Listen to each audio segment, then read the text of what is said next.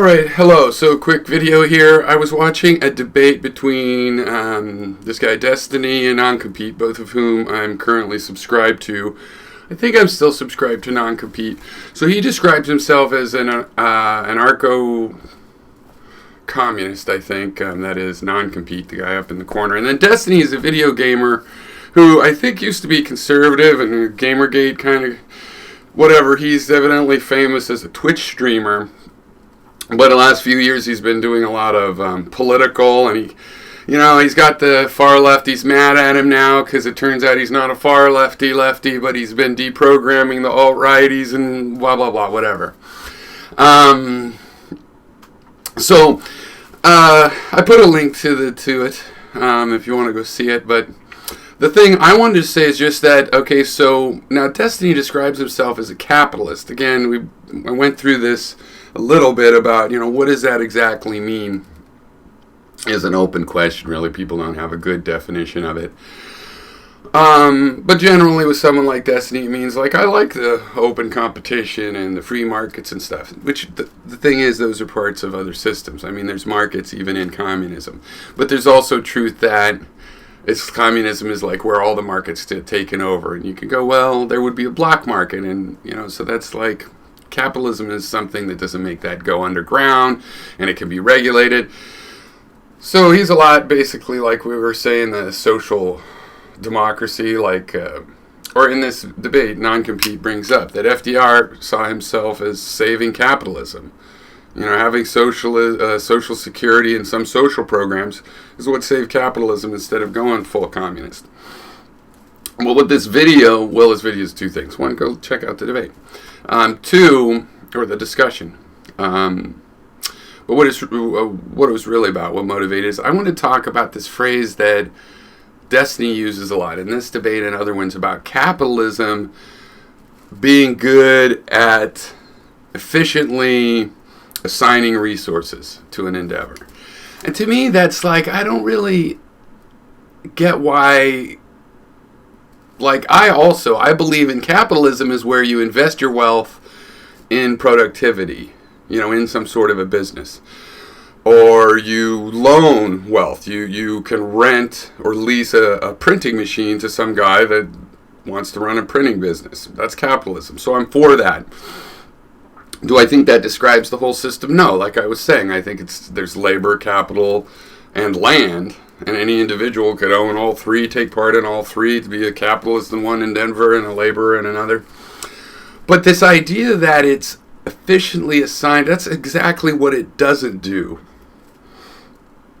It does not officially assign resources. I mean, on the one hand, if you have a resource that can be bottlenecked and controlled, like, say, oil, where it's only in certain places in the world and whatnot, then they very inefficiently start ramping up and doing monopoly games on that. But even more importantly, I mean, when you take things like pollution, capitalists just built their rivers along the Cuyahoga River that would started catching fire regularly. The surface of the river catching fire. Now, what's the cost of that? Well, I mean, capitalists don't assign a cost to that until your own factory burns down in one of those fires. And you can't just say, oh, well, we don't build factories on that river anymore. No costs. We need to assign costs to things like environmental protection, to global warming. And there's a lot of examples of this. It's we want to assign money to make it cheap for people to have medicine and health care throughout to the end of their days. Capitalism is not good at assigning those resources. So when you say, like Destiny does, he's well, it's good at that, but it's not good at distributing wealth. So that's why you have, a tax system or whatever. Well, what is it efficiently doing then? If it's not getting the money to the things that we as a society or species need money and resources to solve, what is the efficient part of it? It's well, when people need something, you can make a lot of money and collect a lot of money off of them getting it. Doesn't sound like efficient. In other words, capitalism, insofar as this kind of story about it, is about the middleman. You need water. They're the ones in the middle getting you the water.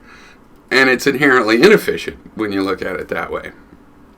So, I believe in a free market, and even a wild free market, and kind of like this principle of if you tried to cap down and control all markets, then you will have a black market. Human beings, will trade. You can't actually get in the middle of every trade, just like you can't get in the middle of every relationship. And if you try, that's just totalitarian. And there's no reason to. There's just certain kinds of markets that should have not even control, but should just have public infrastructure. Like, we don't control the market for roads. People build private roads all the time on their own property, between property. The parking lot connects to a public road, all kinds of things. But we want to have an infrastructure of public roads so that people can travel freely. And I don't see how capitalism is really, it's just a myth. Its great reputation at allocating resources. And it's not just things like healthcare. I mean, like the military. Well, why don't countries just have private military? Because the only profit in it is if somebody's going to give you the money and they're going to spend the money. They're not going to make the money back off of it. So it takes like a government and people that want national security. So that's a pretty big thing that the nation needs that, capitalism does not solve. At least not at all on its own, right? The reason there's, a $500 billion a year business in military is because the government spends $500 billion a year. It's not capitalism allocating those resources. And I don't see it as very good as allocating resources. And specifically in that, if the minimum wage that people actually made was rising with productivity, it should be like $20+. So why if every time you make a shoe, you're making a little bit more money 10 years later, how is it a good allocation of resources that the workers aren't making any more of that money? And so when workers are just a matter of capital expenditure on robots, and nobody has to work except for you buy the robots and set it up, and then boom, it makes me money.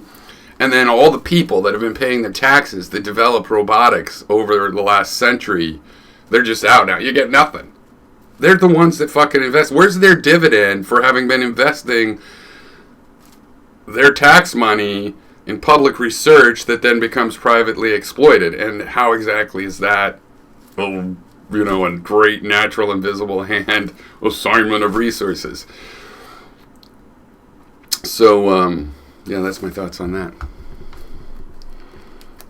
I don't have time to check comments, but let's see. There's probably nobody there. Yeah, just as I thought, bunch of slackers. Nobody watching in the morning. All right, cheers.